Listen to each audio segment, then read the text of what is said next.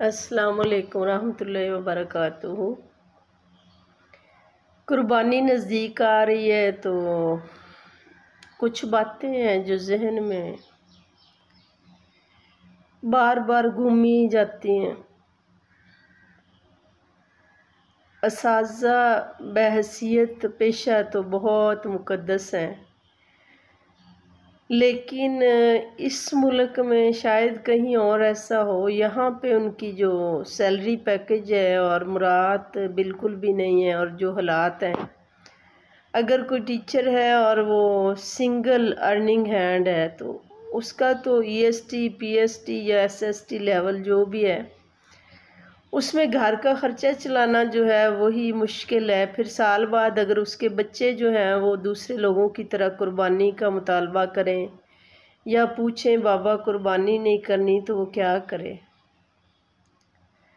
मेरे ख़्याल में तो हुकूमत को चाहिए कि हर साल जब बजट बनाते हैं, या तो सारे जो भी फील्ड हैं सारों की पे जो है वो एक जैसी परसेंटेज के लिहाज से बढ़ाएं, या कम से कम जो ये टीचर तबका है इसके लिए कोई ना कोई ऐसी मुराद, ईद पे डबल तनख्वाह, कोई आने जाने का भी कन्वेंस अलाउंस जो 5,000 मिलता है। अब तो रिक्शे वाले जो हैं वो अंदरूनी शहर ही 5-5 हज़ार ले रहे हैं, तो वो बढ़ा दें।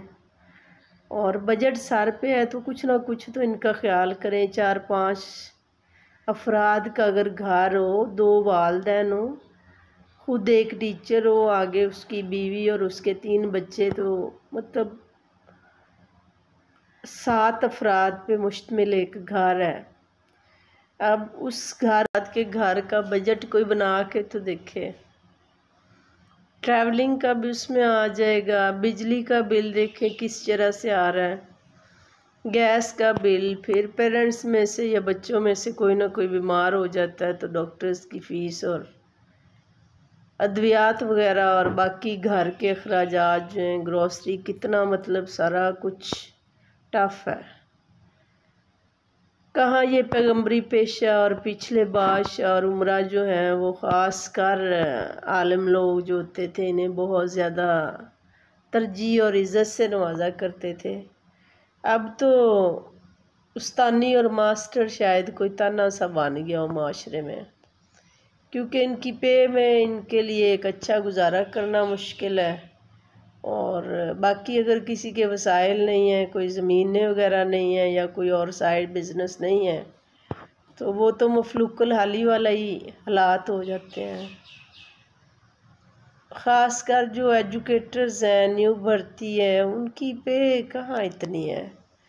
तो ये हुकूमत को चाहिए कि कोई ऐसा सिलसिला चलाए, बेनज़ीर इनकम टैक्स बोर्ड जो है उससे अगर लोगों को उस माद में इतना मिल सकता है तो मोहतरमा मरियम नवाज़ जो है, ये जो टीचिंग तबका है या ग्रेड जो है किसी भी फील्ड के, जिनके बच्चे जो हैं वो इंतज़ार कर रहे हैं, उन्हें कुर्बानी पे जो है ना वो डबल पे से नवाज दें, तो मेरे ख़्याल में लोग काफ़ी खुश होंगे।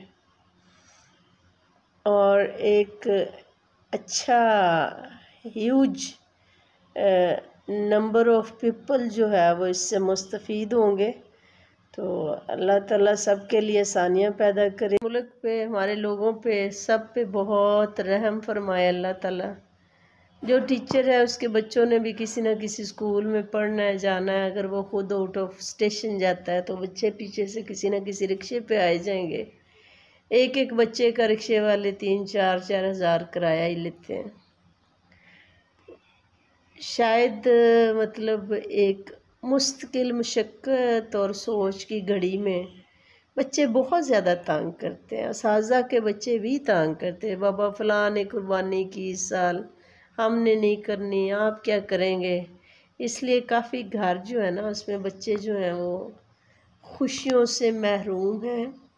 और अगर हुकूमत ये ऐसा कदम उठा ले, चले डबल सैलरी दे दे, तो मेरे ख़्याल में काफ़ी घरों में बहुत ज़्यादा खुशियाँ जो हैं वो लौट आएंगी, बच्चे खुश हो जाएंगे। तो सब इसमें सब लोगों को हिस्सा डालना चाहिए। میری اس ویڈیو کے ذریعے پیغام جو ہے وہ آگے تک پہنچائیں، تاکہ اساتذہ کرام جو ہے یہ نہیں ہے کہ پے پہلے مل جائے گی تو اگلا مہینہ بیچارے کیسے گزاریں گے۔ عید اور بقرہ عید پہ اسپیشل الاؤنس ملنا چاہیے تاکہ ان کے بچے بھی جو ہیں وہ خوشی کے ساتھ عید بقرہ عید منا سکیں اور اگلے مہینے کے بجٹ پہ بھی کسی قسم کا کوئی بوجھ نہ پڑے۔